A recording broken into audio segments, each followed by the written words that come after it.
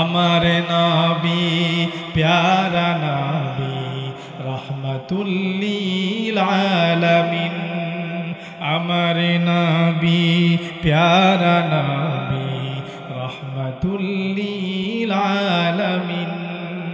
যার উসিলায় পয়দা হলো সাত আসমান আর সাত জমিন। আমার নবী প্যারা নবী রহমতুল লিল আলামিন। ঠিক কি না? মরুর বুকে ফুটলো রে ফুল মা আমেনার কুল জুড়ে। খুশির জোয়ার বইছে ধরায় দুঃখের সাগর তল করে। পাপের আধার মিথ্যা জুলুম, পাপের আধার মিথ্যা জুলুম হলো অবসান। আকাশ থেকে নামলো যে এক জান্নাতি মেহমান। আকাশ থেকে নামলো যে এক রহমতেরি বান। আমার নবী প্যারা নবী রহমতুল লিল আলামিন। ঠিক কিনা জোরে পড়েন। আউযু বিল্লাহি মিনাশ শাইতানির রাজীম। বিসমিল্লাহির রহমানির রহিম।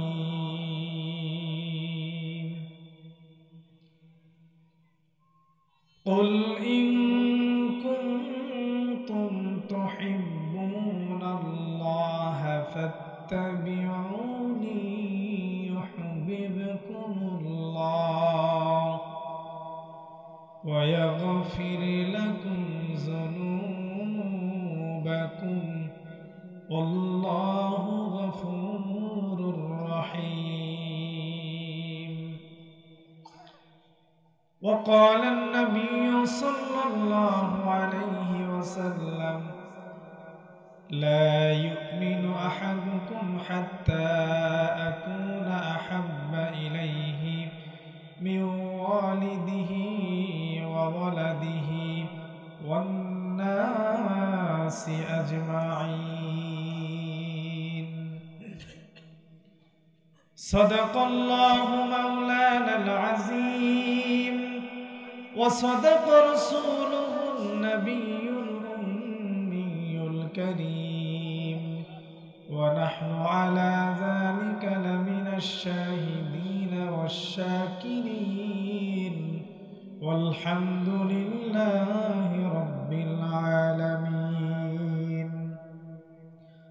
وقال تعالى في شان حبيبه مخبرا وآمرا إن الله وملائكته يصلون على النبي يا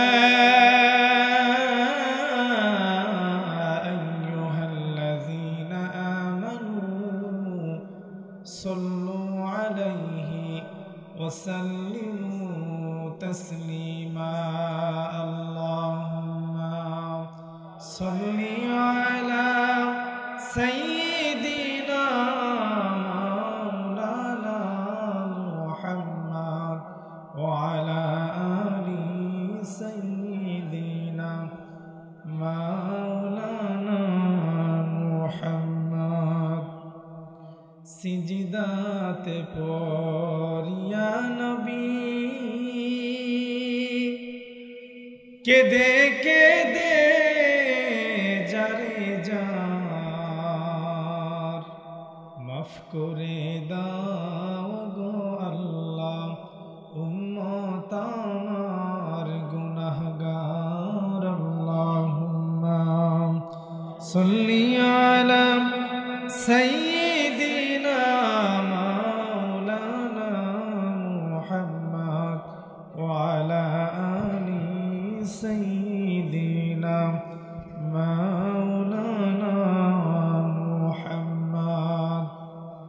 আপন আপন করো রে মন, কেউ তো তোমার আপন না,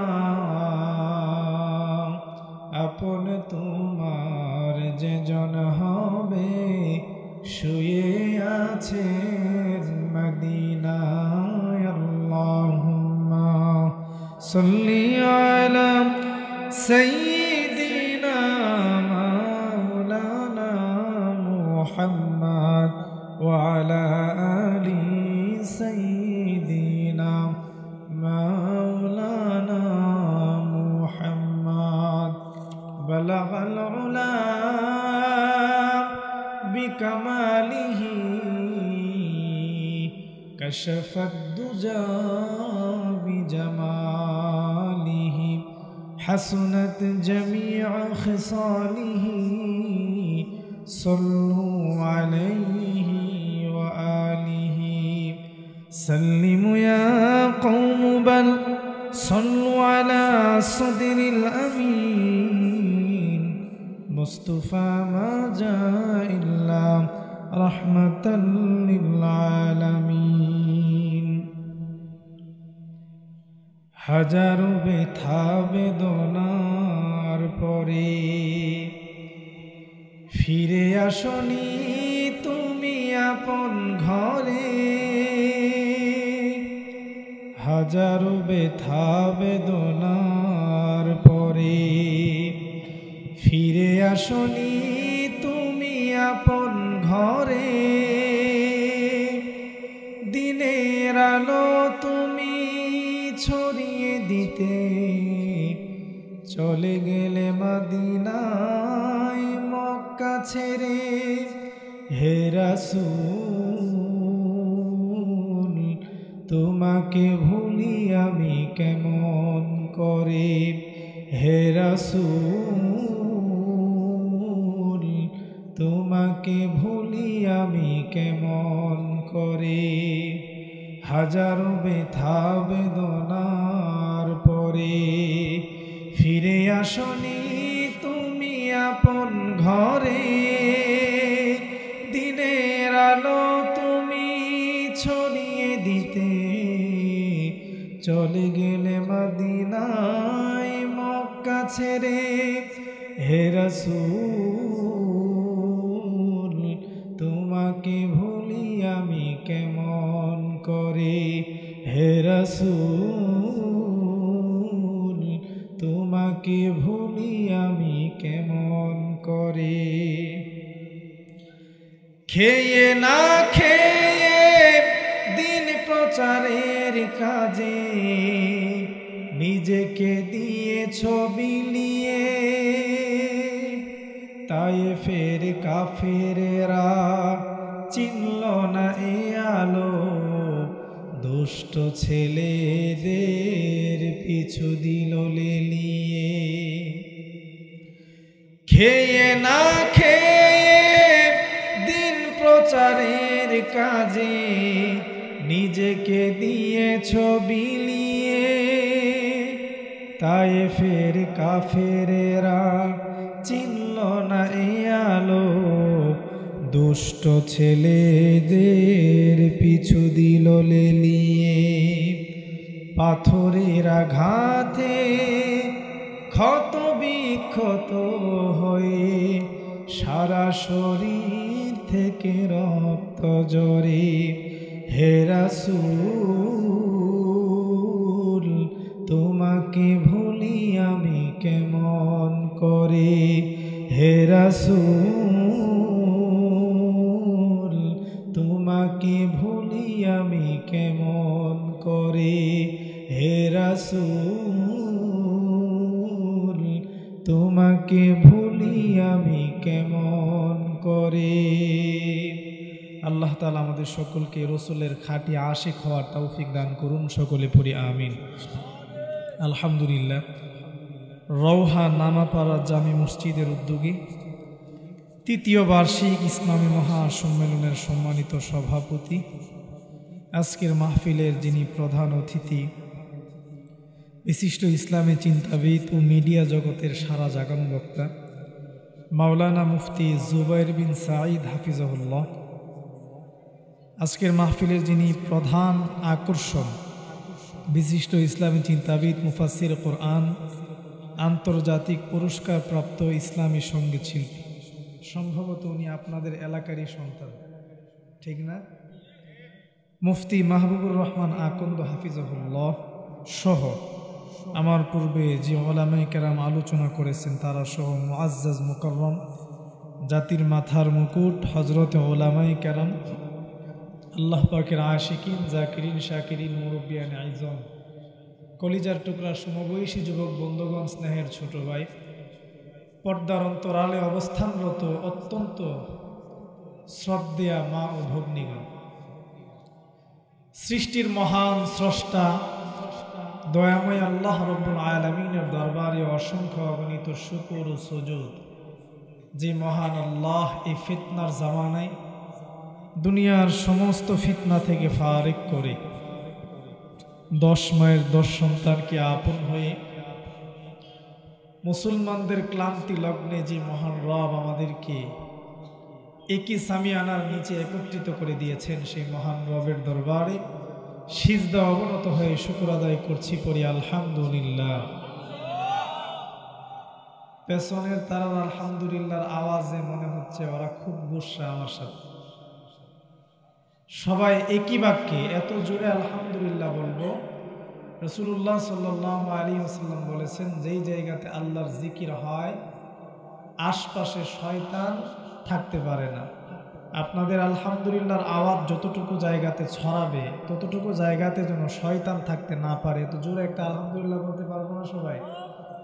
গলাটা একটা জারা দিয়ে নেন, আরো জোরে আলহামদুলিল্লাহ।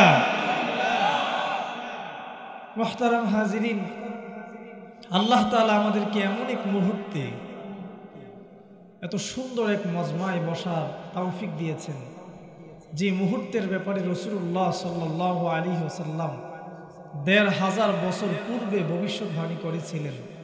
রাসূল বলেছিলেন, ইয়াতি আলান নাসি জামান আস-সাবিরু ফীহিম আলা দীনিহি কাল কাবিজি আলাল জামা। আল্লাহ রাসূল বলেছেন, আমার উম্মতের শেষ জামানায় এমন একটা ভয়ঙ্কর সময় আসবে, ইমানদার তার ইমানকে টিকিয়ে রাখা, ইমানকে হেফাজত করা এত কষ্টকর হবে, জ্বলন্ত কয়লা হাতে রাখলে যেমন কষ্ট হয়, এর চেয়ে বেশি কষ্ট হয়ে যাবে ইমানদারের ইমানকে সে টিকিয়ে রাখা। জ্বলন্ত কয়লা যদি আপনার হাতে রাখেন, খুব ভাল লাগবে আপনার, আমার চামড়া পুড়ে যাবে না? কতক্ষণ রাখতে পারবেন? 10 সেকেন্ড, সর্বোচ্চ 20 সেকেন্ড ধরে, 1 মিনিটই ধরে। এই যে জ্বলন্ত কয়লা হাতে রাখলে আপনার আমার যতটুকু কষ্ট হবে, এর চেয়ে বহুগুণ বেশি কষ্ট হবে ইমানদার তার ইমানকে টিকিয়ে রাখা। রাসূল এই কথা কেন বলেছেন? রাসূল বলেছেন এই জন্যে, কারণ রাসূলুল্লাহ সাল্লাল্লাহু আলাইহি ওয়াসাল্লামকে আল্লাহ তাআলা পৃথিবীর শুরু লগ্ন থেকে কিয়ামত পর্যন্ত যা কিছু ঘটবে সব কিছু ইলম, জ্ঞান আল্লাহ তাআলা দান করেছিলেন। রাসূল জেনেছেন ১৫০০ বছর পূর্বে যে আমার উম্মতের শেষ জামানার উম্মতেরা তাদের ঈমান বড় নড়বড়ে হবে, তারা তাদের টাকার পাহারাদারি করবে, স্বর্ণের পাহারাদারি করবে, হাতের মোবাইলটার যত্ন নিবে, কিন্তু উম্মত ঈমানের যত্ন নিতে পারবে না। ঠিক কিনা বলেন? আমাদের পকেটে যদি আমি আপনি 10,000 টাকা নিয়ে কোনো লোকাল বাসে উঠি, এই লোকাল বাসে যদি 10 মিনিট জায়গা যায়, এই 10 মিনিটের ভেতরে পকেটে কয়বার হাত দিবেন? অসংখ্যবার কিন্তু হাত দেওয়া হয়, না জানে আমার পকেটে টাকা আছে না নাই। একটা মা, সে গাড়িতে উঠছে, তার গলাতে স্বর্ণের চেইন, কানে স্বর্ণের দুল, বারবার কান আর গলা চেক দেয়। ঠিক কিনা বলেন? এই স্বর্ণ তার গলাতে আছে না নাই? ভাই, জীবনের কষ্টের নিজের শরীরের ঘাম জড়ানো টাকা আমি আপনি সিন্ধুকে রাখছি। সিন্ধুক চিনেন? সিন্ধুক চিনেন না? সিন্ধুকে রাখছি, বা আমি আমার ড্রামের ভেতরেই রাখছি। কয়েকদিন পরে পরে চেক দিই, ইন্দুর খাইছে না টাকাগুলা ঠিক আছে। ঠিক কিনা বলে? তো রাসূল এই কথাটাই বোঝাতে চেয়েছেন হাদিসের মাধ্যমে, যে উম্মত সব কিছুর মর্যাদা তার কাছে থাকবে, কিন্তু ঈমানের দাম তার কাছে থাকবে না। টাকার পাহারাদারি করবে, স্বর্ণের পাহারাদারি করবে, চেক দিবে, কিন্তু উম্মতের ঈমান যে নষ্ট হয়ে যাচ্ছে সকাল সন্ধ্যা, একটা বারও চেক দেওয়ার চিন্তাও তার মনে আসবে না। ঠিক কিনা বলে? এমন এক ভয়ঙ্কর মুহূর্তে যে মহান রব আপনাকে আমাকে এই মজমাতে আসার বসার তৌফিক দান করেছেন, অবশ্যই আল্লাহ তাআলা আপনাকে আমাকে পছন্দ করে মহাব্বত করে এখানে আনছেন। করি আলহামদুলিল্লাহ। আমি আপনাদের সামনে সূরাত আলে ইমরানের সুপ্রসিদ্ধ একটা আয়াত, এই সূরাত আলে ইমরানের 31 নম্বর আয়াত তেলাওয়াত করেছি, এবং দরুদের আগে যে আয়াতটা তেলাওয়াত করেছি সূরাতুল আহজাবের 56 নম্বর আয়াত। এই দুইটা আয়াতকে সামনে রেখে আপনাদের সামনে কিছু কথা বলার চেষ্টা করব। যদিও এই কথাগুলো আপনাদের খুবই পরিচিত, তারপরেও রাসূল আল্লাহ তাআলা কোরআনে বলেছেন ফাযাক্কির ফাইন্না যিকরা তানফাউল মুমিনিন, তোমরা বেশি বেশি ওয়াজ করো, একটা কথাই বারবার বলো, মানুষকে উম্মতকে দাওয়াত দাও দ্বীনের দিকে, মানুষকে বারবার একই কোরআনের কথা শোনাও। কি হবে? কারণ এই বয়ানের মাধ্যমে মুমিনের উপকার হবে। সুবহানাল্লাহ। আমার তেলাওয়াতকৃত আয়াতে আল্লাহ তাআলা আল্লাহকে ভালোবাসার মাপকাঠি বর্ণনা করতেছেন। আল্লাহ বলেন, কুল, হে নবীজি আপনি বলেন, ইন কুনতুম তুহিব্বুনাল্লাহ, তোমরা যদি আল্লাহকে ভালোবাসতে চাও, ফাত্তাবিউনি, তাহলে আমাকে অনুসরণ করো। সুবহানাল্লাহ। আল্লাহ রাব্বুল আলামিন বলছেন, কুল, হে নবী, বন্ধু আমার, হাবিব আমার, আপনি আপনার উম্মতদেরকে জানান, আপনি আপনার উম্মতদেরকে ওয়াজ করুন, নসিহত করুন। কি নসিহত? তাদেরকে বলুন, ইন কুনতুম তুহিব্বুনাল্লাহ, তাদেরকে আপনি বলুন, ইন কুনতুম তুহিব্বুনাল্লাহ, হে উম্মত, তোমরা যদি আল্লাহকে ভালোবাসতে চাও, আল্লাহকে মহব্বত করতে চাও, তোমরা যদি চাও আল্লাহ তোমাদেরকে ভালোবাসুক, ফাত্তাবিউনি, তাহলে আল্লাহ ঘোষণা করে দিয়েছেন আমি নবীকে অনুসরণ আর অনুকরণ করা লাগবে। আল্লাহকে ভালোবাসার মাপকাঠি আল্লাহ বর্ণনা করতেছেন নবীর মুহাব্বত, আর নবীকে ভালোবাসার মাপকাঠি আমার নবী হাদিসে বর্ণনা করতেছেন, মান আহাব্বা সুন্নতি ফাকাদ আহাব্বানি ওয়া মান আহাব্বানি কানা মাই ফিল জান্নাহ। যে উম্মত আমি নবীর সুন্নতকে ভালোবাসবে, মহাব্বত করবে, আমি নবী দুনিয়ার জমিনে ১৫০০ বছর পূর্বে আসলাম, আমি নবীকে আমার উম্মত দেখে নাই, আমার নুরানি চেহারা দেখে নাই, আমার জবানের নুরানি কথাগুলো উম্মত সরাসরি শুনে নাই, আমি নবীকে সরাসরি দেখার যে স্বাদ উম্মত গ্রহণ করে নাই, তারপরে অন্ধভাবে আমি পয়গম্বরকে যে উম্মত মহাব্বত করবে, আমি নবীর সুন্নত গুলাকে যে উম্মত অনুসরণ করবে, ফলো করবে, নবী বলেন যেই উম্মত আমার সুন্নত গুলোকে ভালোবাসবে, সেই উম্মত যেন আমি নবীকেই ভালোবাসলো। সুবহানাল্লাহ। তাহলে আল্লাহকে ভালোবাসার মাপকাঠি হচ্ছে নবীর মহাব্বত। কি সবাই বলেন? নবীর মহাব্বত। আর নবীকে ভালোবাসার মাপকাঠি শুধু মুখ দিয়ে বললে হবে না, কাজে কর্মের মাধ্যমে প্রকাশ করতে হবে আমি রসুলকে ভালোবাসি। ঠিক কিনা বলেন? মুসলমান ভাইরা আমার খুব ভালোভাবে বুঝবেন, নামাজ পড়া আল্লাহ ফরজ করে দিয়েছেন, রোজা রাখা আল্লাহ ফরজ করে দিয়েছেন, আপনার সম্পদ আছে, যাকাত দেওয়া ফরজ, আপনার সামর্থ্য আছে, আমার আল্লাহ তাআলা হজ করা ফরজ করেছেন আপনার উপর।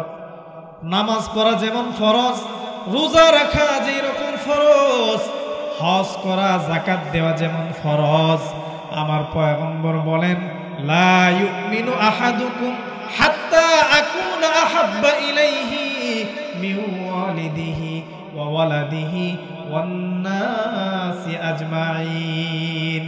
আল্লাহর পয়গম্বর বলেন, আমার উম্মতগুলা ততক্ষণ পর্যন্ত খাঁটি মুমিন হতে পারবে না যতক্ষণ না তাদের আমার মহাব্বত তাদের অন্তরে, তাদের সন্তানের চাইতে, তাদের মা বাবার চাইতে, তাদের স্ত্রীর চাইতে, ছেলে মেয়ের চাইতে, তামাম দুনিয়ার সব কিছুর চাইতে আমি নবীর মহাব্বত উম্মতের অন্তরে যদি বেশি না হয়, ওই উম্মত ততদিন পর্যন্ত খাঁটি মুমিন হতে পারবে না। নামাজ পড়া ফরজ, রোজা রাখা ফরজ, হজ করা ফরজ, যাকাত দেওয়া ফরজ, নবীর ভালোবাসা মহাব্বত অন্তরে পয়দা করাও ফরজ। ঠিক কিনা বলেন? অন্তরে রসুলের মহাব্বত নাই, নামাজ পড়লাম, অন্তরে নবীর মহাব্বত নাই, রোজা রাখলাম, অন্তরে রসুলের মহাব্বত নাই, যাকাত আদায় করলাম, অন্তরে নবীর মহাব্বত নাই, হজ করলাম। নবী বলেন সব কিছু করার পরেও আমি নবীর ভালোবাসা না থাকার কারণে, আমার মহাব্বত উম্মতের অন্তরে না থাকার কারণে তামাম দুনিয়ার যত ইবাদত বান্দা করলো সব কিছুই বৃথা হয়ে যাবে। নাউযুবিল্লাহ। এই জন্যই আল্লাহ রাব্বুল আলামিন সূরাত আলে ইমরানের 31 নম্বর আয়াতে বলতেছেন, কুল ইন কুনতুম তুহিব্বুনাল্লাহ, হে নবী আপনি আপনার উম্মতদেরকে জানায় দিন, যদি তোমরা আল্লাহকে ভালোবাসতে চাও, যদি তোমরা চাও আল্লাহ তোমাদেরকে ভালোবাসুক, তাহলে ফাত্তাবিউনি, আমি নবীকে অনুসরণ করো, অনুকরণ করো। বলে অনুসরণ আর অনুকরণ করলে কি হবে? কেন অনুসরণ করব? লাভটা কি আমাদের? রসুলকে ভালোবাসলে ফায়দাটা কি হবে? রসুলকে ভালোবাসলে লাভ না লস? লাভগুলো কি হবে?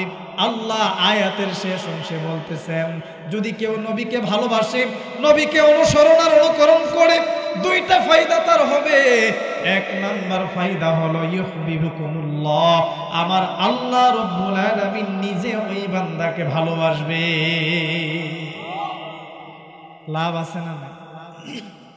আওয়াজ করে কোন না, লাভ আছে না নাই? এক নাম্বার আল্লাহ বলতেছেন ইউহিব্বুকুমুল্লাহ, আল্লাহ নিজে বান্দাদেরকে ভালোবাসবে, আল্লাহ তোমাদেরকে ভালোবাসবে। দুই নাম্বার আল্লাহ বলেন ওয়ায়াগফির লাকুম যুনুবাকুম, আল্লাহ তোমাদের জিন্দেগীর সব গুনাহ মাফ করে দিবে। আল্লাহ নিজে ভালোবাসবেন। দুই নাম্বার আল্লাহ রাব্বুল আলামিন আপনার আমার জিন্দেগীর সমস্ত গুনাহগুলো মাফ করে দিবেন।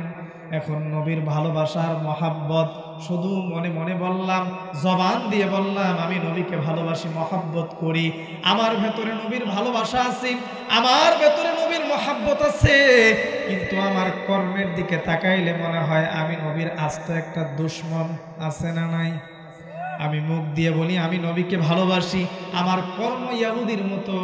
আমি বলি নবীকে ভালোবাসি, আমার কর্ম নাসারাদের মতো, খ্রিস্টানদের মতো। নবীকে ভালোবাসি, নবীর মুহাব্বত আমার ভেতরে নাই। নবীকে ভালোবাসি, নবীর সুন্নত আমার ভেতরে নাই। নবীকে ভালোবাসি, নবীর আদর্শ আমি আমার অন্তরে লালন করতে পারি না। এই রকম মুহাব্বত যদি আপনি আমি মুখের দ্বারা করি, এর দ্বারা রাসূলের প্রকৃত আশিক হওয়া যাবে না। নবীকে ভালোবাসতে হবে অন্তর দ্বারা, অন্তরের দ্বারা আমার পয়গম্বরকে মহাব্বত করতে হবে। বলে কেমন মহাব্বত? নিজের জীবনের চাইতে বেশি, সন্তানের চাইতে বেশি, মা বাবার চাইতে বেশি, তামাম দুনিয়ার সব কিছুর চাইতে বেশি আমার পয়গম্বরকে মহাব্বত করতে হবে। সাহাবারা আমার নবীকে যেই রকম ভাবে ভালোবাসছে, সাহাবাওয়ালা ভালোবাসা আমাদের অন্তরে ঢুকানো লাগবে। সাহাবীদের মতো যদি আপনি আমি ভালোবাসতে পারি, তাহলে নবী বলেন ওই উম্মত কানা মাই ফিল জান্নাহ, আমি নবীর সঙ্গে জান্নাতের মাঝে থাকবে। পড়েন সুবহানাল্লাহ। সাহাবীরা আমার পয়গম্বরকে কেমন ভালোবাসতো?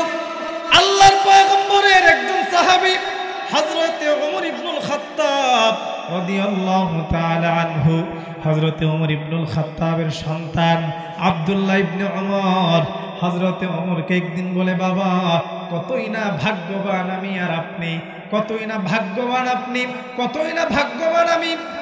বাবা বলতেছেন কেন তুমি আমাকে আর তোমাকে ভাগ্যবান বলতেছো?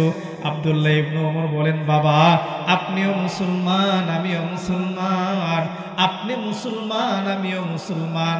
এমন যদি হয়তো আপনি মুসলমান আর আমি কাফের, অথবা আপনি কাফের আর আমি মুসলমান, আপনি আমার বিপক্ষে যুদ্ধের মাঠে চলে আসছেন, তাহলে কতই না বিব্রতকর একটা অবস্থায় পড়ে যাইতাম।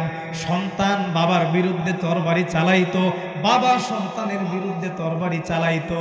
এমন একটা বিপদের মুহূর্তে, এমন একটা বিব্রতকর অবস্থায় আমার আল্লাহ আপনাকে আমাকে ফেলেন নাই। এই জন্য আমি আপনাকে ভাগ্যবান বলতেছি, আমিও ভাগ্যবান। হযরতে ওমর ইবনুল খাত্তাব সন্তানকে ডাক দিয়ে বলেন, এ সন্তান, তুমি বলতেছো তুমিও মুসলমান, আমিও মুসলমান, এই জন্যে তুমি বড় ভাগ্যবান, আমিও বড় ভাগ্যবান।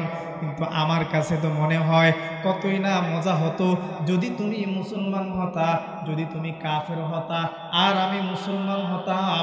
তুমি কাফের হয়ে আমার নবীর বিরুদ্ধে যুদ্ধ করার জন্য ময়দানে আসতা, আর আমি মুসলমান হয়ে আমার নবীর পক্ষে যুদ্ধ করার জন্য তোমার বিরুদ্ধে ময়দানে নামতাম।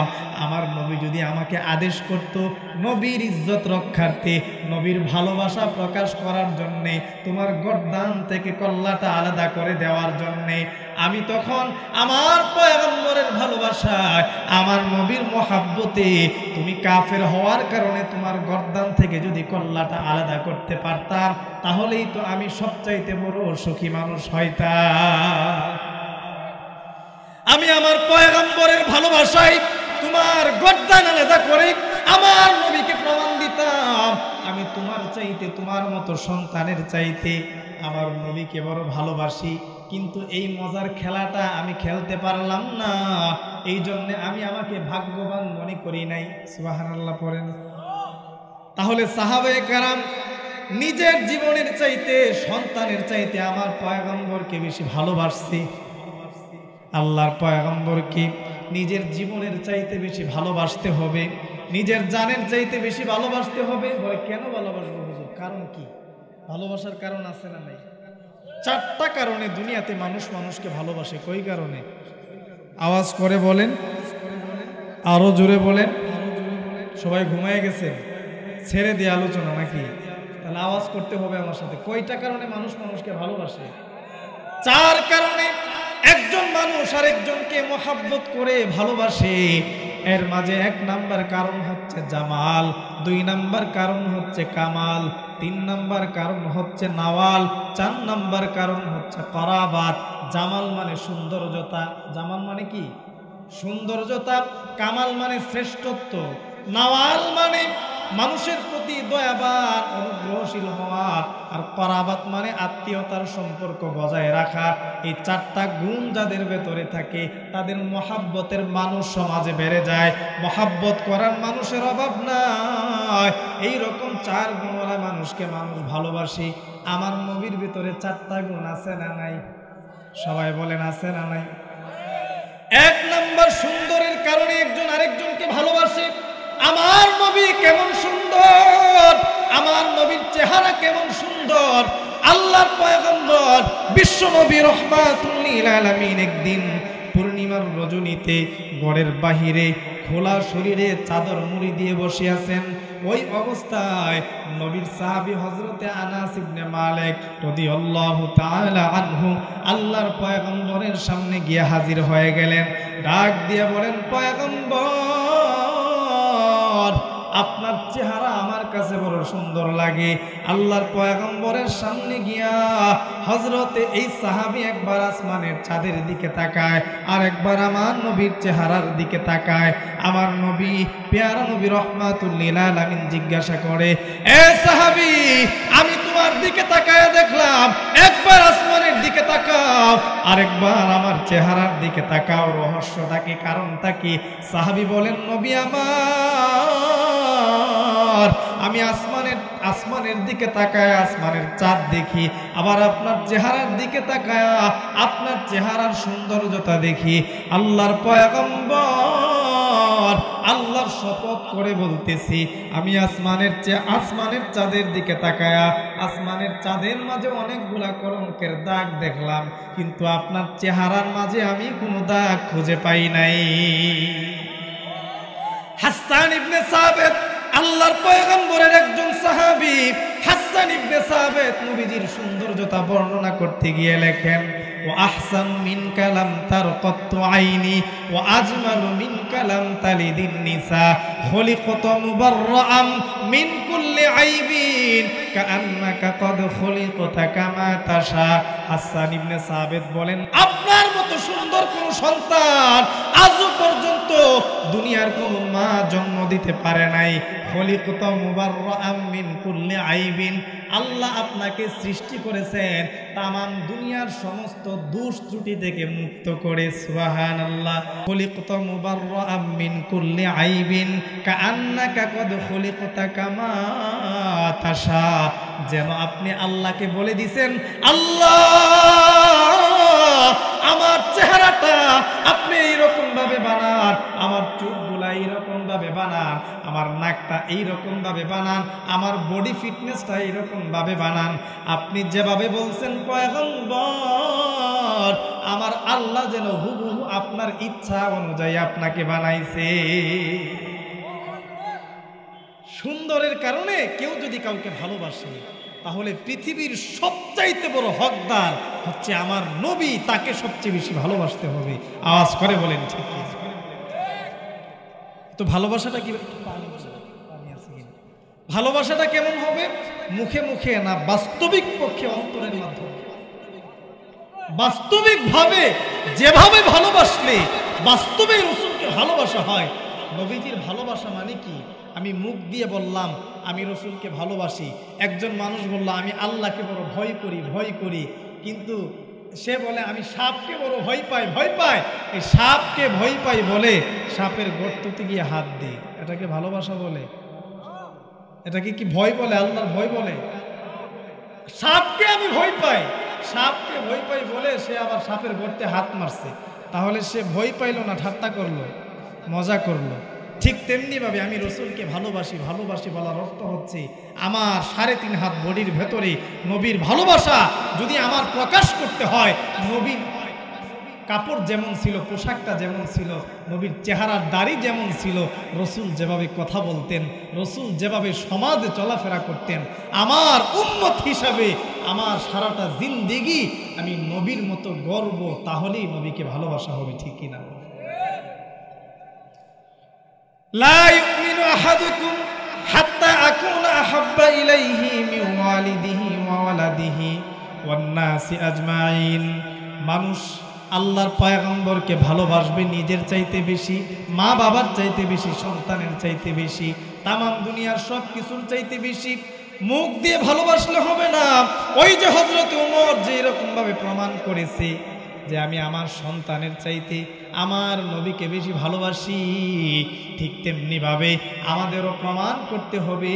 যখনই নবীর খতমে নবুয়তের উপর আঘাত আসবে, যখনই নবীর চরিত্র নিয়ে আঘাত আসবে, যখনই নবীর সুন্নতের বিরুদ্ধে কেউ কথা বলবে, আমার শরীরে রক্ত থাকতে আমি ময়দানে আল্লাহর পয়গম্বরের পক্ষে দাঁড়িয়ে যাব। ঠিক কিনা? আল্লাহর পয়গম্বর বিশ্বনবী রাহমাতুল লিল আলামিন এই কথাটাই বলতেছেন যে মান আহাব্বা সুন্নতি ফাকাদ আহাব্বানি ওয়া মান আহাব্বানি কানা মাই ফিল জান্নাহ। যে উম্মত আমি নবীর সুন্নাতকে ভালোবাসলো, সেই উম্মত যেন আমি পয়গম্বরকে ভালোবাসলো, আর যে আমি পয়গম্বরকে ভালোবাসলো ওই উম্মত আমি নবীর সঙ্গে জান্নাতে থাকবে। সুবহানাল্লাহ। আল্লাহর পয়গম্বরকে সাহাবায়ে কেরাম কেমন ভাবে ভালোবাসতেন? আল্লাহর পয়গম্বর বিশ্বনবী রাহমাতুল লিল আলামিনের একজন ছোট্ট সাহাবী। আমরা তো আমাদের সন্তানদেরকে এখন নায়ক নায়িকার ইতিহাস শিখায়, খেলোয়াড়দের নাম শিখায়, ক্রিকেটারের নাম শিখায়, ফুটবল খেলোয়াড়ের নাম শিখায়, কিন্তু আল্লাহর পয়গম্বরের জামানায় ছোট ছোট বাচ্চারা পর্যন্ত আমার নবীকে ভালোবাসতেন। আমার নবীর মহাব্বত তারা প্রকাশ করতেন কর্মের মাধ্যমে।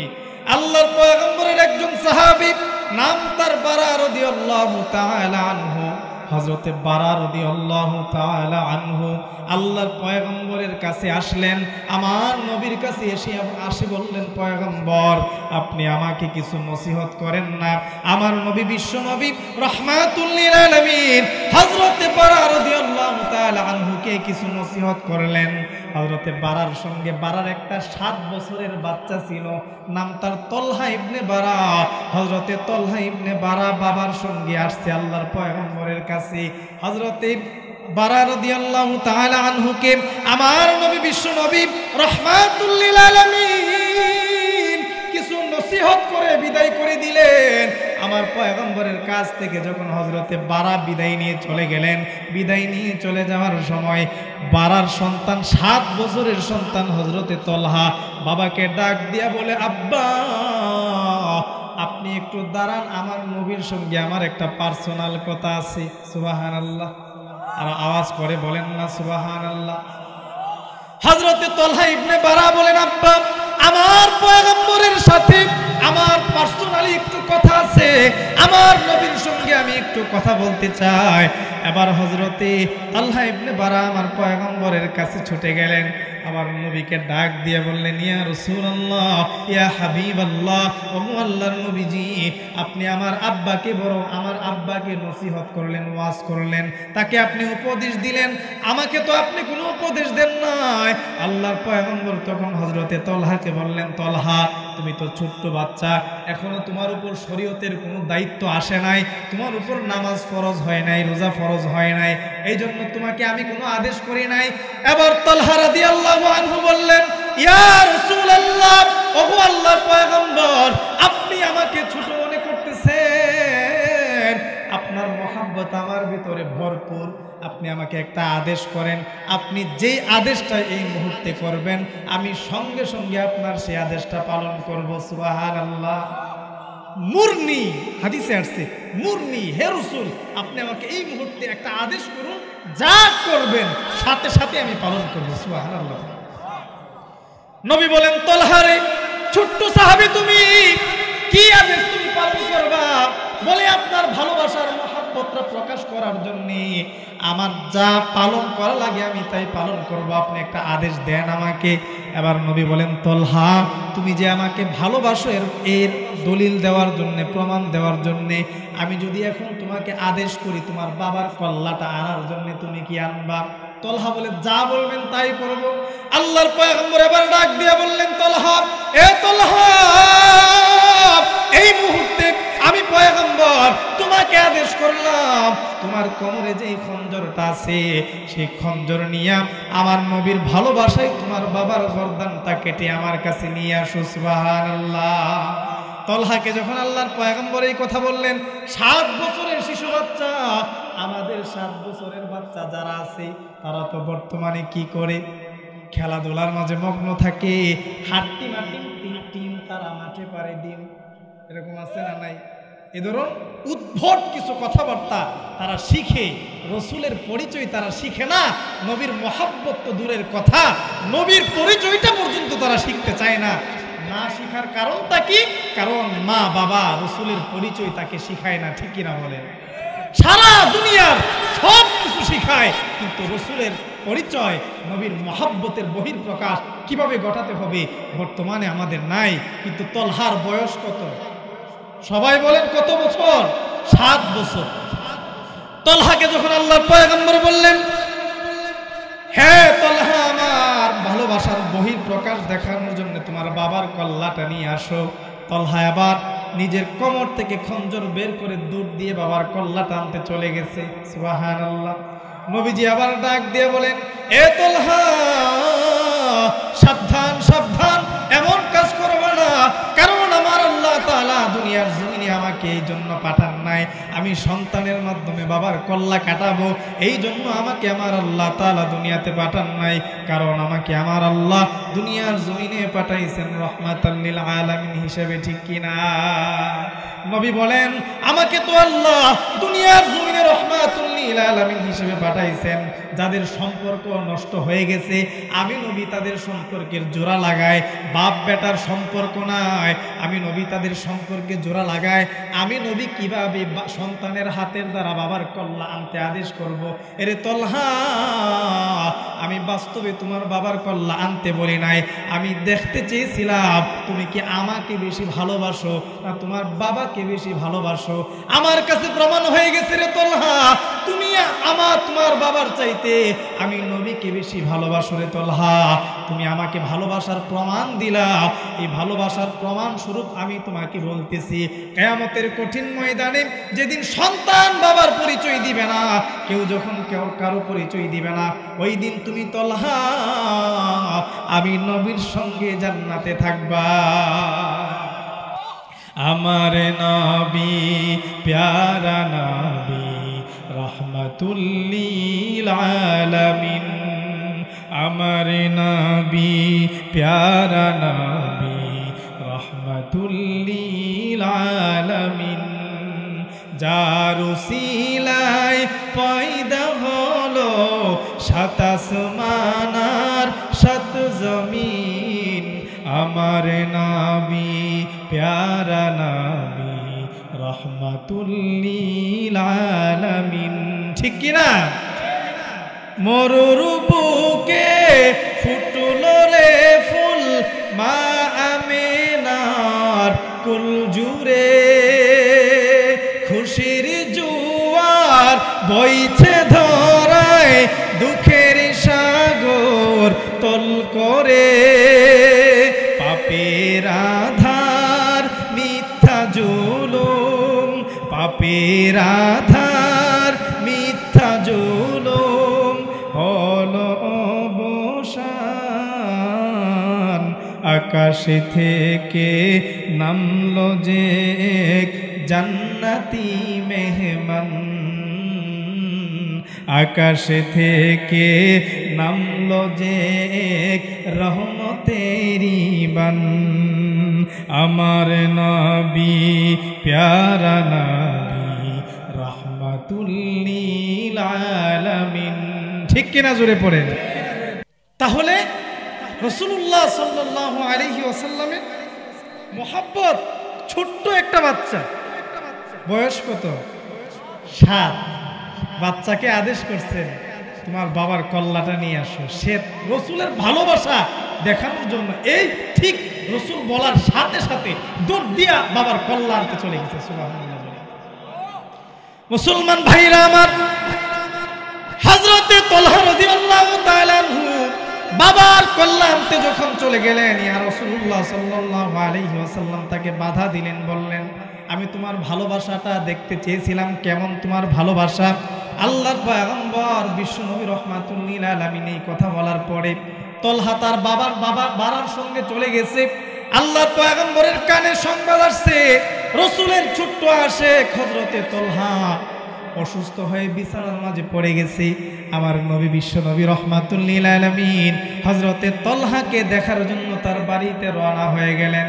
আল্লাহর পয়গম্বর হযরতে তলহার বাড়ির মাঝে যখন গেলেন, তলহার বাড়িতে গিয়ে দেখেন ছোট্ট সাহাবী হযরতে তলহার অবস্থা তেমন একটা ভালো না, মনে হয় বেশি দিনে বাঁচবে না।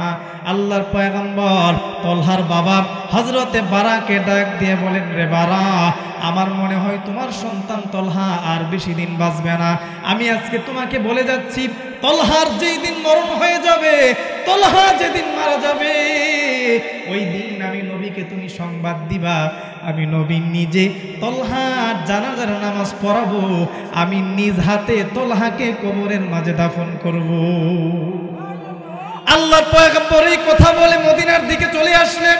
হঠাৎ করে কয়েকদিন পরে আল্লাহর পয়গম্বরের কানে সংবাদ আসলো, নবীর ছোট্ট সাহাবী হযরতে তলহা দুনিয়ার জমিন থেকে বিদায় হয়ে গেছে। আমার নবীর কাছে তলহার বাবা হযরতে বারা রাদিয়াল্লাহু তাআলা আনহু চলে আসলেন। আল্লাহর পয়গম্বর হযরতে বারাকে ডাক দিয়ে বলেন, এ বারা, আমি তো তোমাকে বলেছিলাম তোমার সন্তান তলহা যদি মারা যায় আমি নবীকে সংবাদ দিবা, আমি নবী তার জানাজা পড়াবো, আমি নবী নিজে তাকে কবরে দাফন দেব। কেন তুমি আমাকে ডাকলা না, সংবাদ দিলা না? এবার হযরতে বারা রাদিয়াল্লাহু তাআলা আনহু বলেন, ইয়া রাসূলুল্লাহ, ইয়া হাবিবাল্লাহ, ওগো আল্লাহর নবীজি, আপনার মহব্বত আমার সন্তানের ভেতরে এত বেশি ছিল, যদিও সে 7 বছরের ছোট্ট একটা বাচ্চা, কিন্তু তার অন্তরে আপনার বড় ভালোবাসার মহব্বত ছিল। আমি তো আপনাকে আমার সন্তানের জানাজায় শরীক হওয়ার জন্য ডাকার ইচ্ছাই ছিল, কিন্তু আমার সন্তান হযরতে তলহা যেদিন মারা যাবেন, মরার আগে আমাকে ডাক দিয়ে বলেন, বাবা আমি তলহা যদি দিনের বেলা দুনিয়ার জমিন থেকে বিদায় হয়ে যায় আমার নবীকে সংবাদ দিবা, আমার নবী আমার জানাজা পড়াবে, আমার নবী নিজে আমাকে কবরে দাফন করবে।